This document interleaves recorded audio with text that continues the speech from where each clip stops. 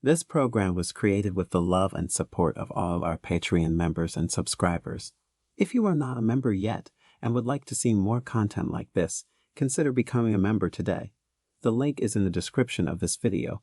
Your support is greatly appreciated. In Yoruba cosmology, the Orun is a concept that can be understood as both a spiritual realm and a deity associated with wisdom, divination, and destiny. Orun is often described as the domain of the ancestors, or as a place where the souls of the departed go after death. However, it is also considered to be a place where spiritual entities and deities reside. According to Yoruba tradition, before a person is born, their soul is said to choose their destiny in Orun.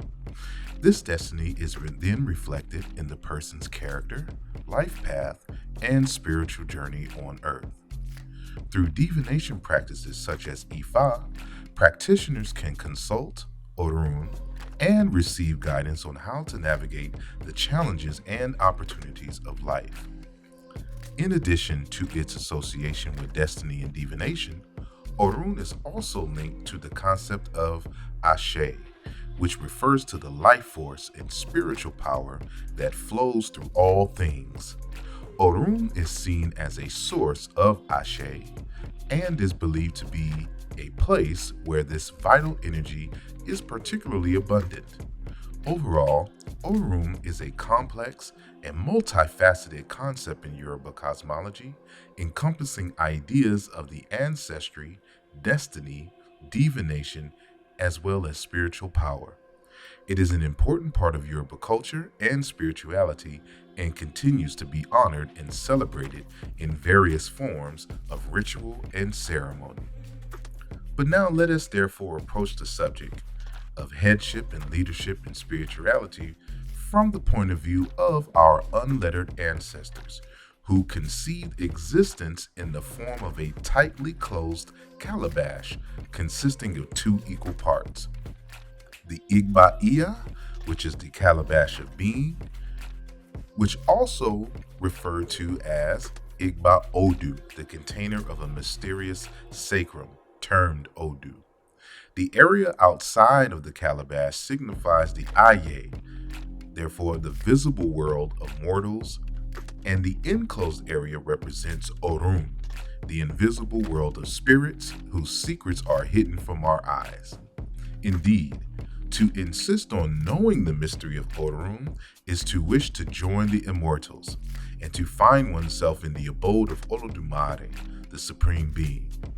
The hidden areas called Orun include the sky, the earth, and the watery regions under the earth. So it is clear that Orun, normally translated as heaven, is more widely conceived than the English heaven with its sky associations.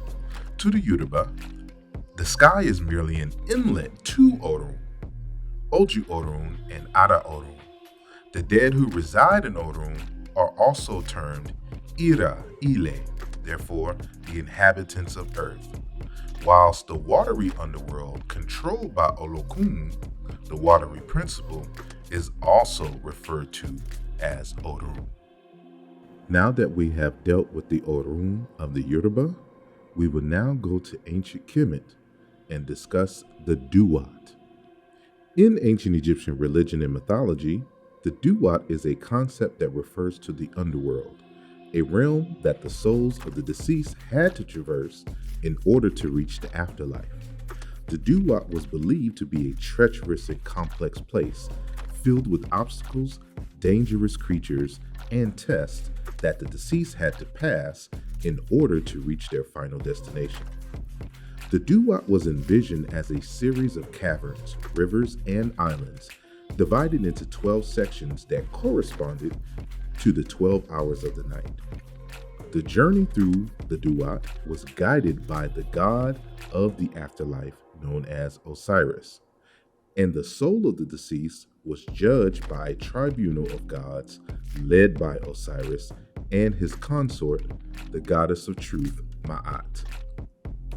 The judgment in the Duat was based on the concept of Ma'at, which represented the principles of truth, justice, and harmony in the universe. The soul of the deceased was weighed against a feather representing Ma'at, and if their heart was found to be lighter than a feather, they were deemed worthy of eternal life in the afterlife. If their heart was found to be heavier, however, they were consumed by a monster and their soul was destroyed. The Duat was also believed to be a place of renewal and rebirth, where the deceased could go and undergo a process of transformation and emerge as a new being. This idea is represented in the myth of the sun god Ra, who traversed the Duat each night and was reborn each morning. Overall, the Duat was an important concept in ancient Egyptian religion and mythology, representing both the challenges and opportunities of the journey to the afterlife. It was seen as a place of judgment, transformation, and renewal, and was a central part of the religious beliefs and practices of the ancient Egyptians. Now that we have compared the Yoruba concept of Orun to the ancient Egyptian concept of the Duat, we will now look at the linguistic correspondences that prove and demonstrate that the Orun is in fact the Duat of the ancient Egyptians. So, as you can see on the screen, we have a table which compares Chikam, which is the ancient Egyptian language, with the Yoruba language. And the sound correspondences, in particular the consonants, on the right-hand side of this particular table, the third column. And I highlighted the consonants in red so that you can see the correspondences. So let's just take the first three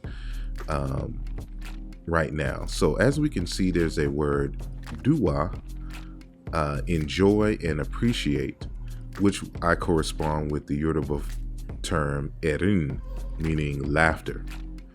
There is dwA, which is an ats, which is a device for the opening of the mouth ceremony. You know, an ats is something that you cut with.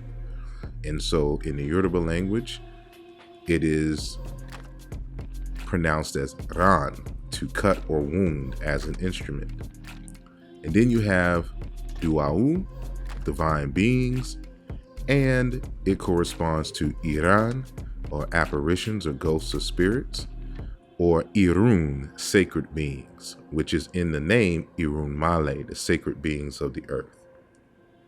And because you see these correspondences where the ancient Egyptian D corresponds to the Yoruba R, and the ancient Egyptian W in the second consonant position corresponds to the N, as in Nancy, in the second consonant position of the Yoruba. When we see this repeated like this, we know that we are on solid grounds. And so that's why in the fourth row, we have the Duat, region of heaven where the sun rises. Also Duat, burial chamber, cave, with Orun, heaven, sky, cloud, firmament, regions of above. And as we saw from the previous section, you know, this also includes the underworld, that which is under the water as well, when we're talking about Orun. And we can look at some more correspondences to, you know, demonstrate that this is not, in fact, a fluke. So we can see this word dwA, and when we're pronouncing these words, dwA, for example, this is not how the ancient Egyptians pronounced the word. That's just kind of our Egyptology speak. So we gotta, you know, understand that the W in dwA, or the dure, is what we call a semi-vowel. And you'll see that it corresponds to a few terms, even, it responds as such even among the Yoruba, as we can see in the second row. So this first one, dwA, to rise early, corresponds to Yoruba ru, to rise as the sun, to spring up, and Orun, meaning above and up. So that's how the word Orun has come to mean sky and heaven among the Yoruba by way of paronymy. And then you have this other word, dwA, meaning star, which corresponds to Yoruba irawo, star, and also Orun, sun, day star, right? dwA word, deified royal beard, corresponds to Yoruba, Irun, hair. And then dwA, to praise, to worship. And Duat, praise, corresponds to yin, to praise, and iyin, praise. And so the R sound has been palatalized and it changes into Y. And so as you can see in this box here, I give as another example in the Yoruba, I say Orun, which means the dry season, but when palatalized, it is Iyan, meaning famine, right? So we continue. dwA, song of praise, hymn, corresponds to Orun, singing song, psalm, hymn. So we can see that the correspondences are regular, but I also like to do a separate test, because my experience with the ancient Egyptian language tells me that the W sound also corresponds with M as in Mary and B as in boy, the bilabial sounds. So if that is the case, if we were to find words with a DM consonant sequence, it too should correspond to Yoruba RN, as we're seeing here. So that is exactly the case. So for this word at the top, dim, meaning worm, corresponds to Yoruba aran, worms in a man or beast. Dim, to pronounce a name, to mention a name, corresponds to irin, conversation, ran, to communicate as fire, to command, which is part of the word ranti, meaning to remember. And so they don't use it necessarily for the word for name. But as I have shown in other work, the word to name, or the concept of a name, comes from an idea meaning to remember, to call. But that's another correspondence and another lecture for another day. So dim, to sharpen, to be sharp. Dim woot, injury, corresponds to Yoruba lu, to pierce or to perforate. And ran, cut or wound, as an instrument, as we saw previously. And so it should be noted that there is a dialect interchange between L and R in Yoruba. And so we look further, so we have kind of that same consonant sequence as we saw with dwA. And so this is dima, demer, meaning to bind together. Demer, color for apron. Idimer, idimi, I should say, high quality linen. Demej, two knotted strips of stuff. Demej, to reassemble, to be reassembled. Demej, united. And so it corresponds to Yoruba ran, to sew cloth. Iran, sewing, seaming. Ran, to spin, to twist a cord or a line. And so it's the concept of sewing, which is bringing together, tying a knot. And you can see how that is reflected in the two languages. And lastly, demej, total, which corresponds to Yoruba ran, entirely, totally, altogether. But of course, I also like to, go above and beyond. So there are more correspondences to show that this, again, is not a fluke. So demejyet, recurring, fixed, or appointed time, corresponds to erin, times, which is only used in composition. For example, erin meji, contracted to imeji, meaning twice or two times, right? Demer, to clot, medicine. Grona, to stop or to block up the way. Dimi, to touch, to be joined, to cleave to. Run, to dip the sop in sauce, to touch. But this can actually correspond to the previous word that we saw, meaning demir, meaning to bind together. So you can see that last, which we call the nasalized or volar trill, which is a type of R sound, is in fact a suffix. in this tri-consonantal root, just like this underlying D, which we colloquially say J, is also a suffix to the root, right? So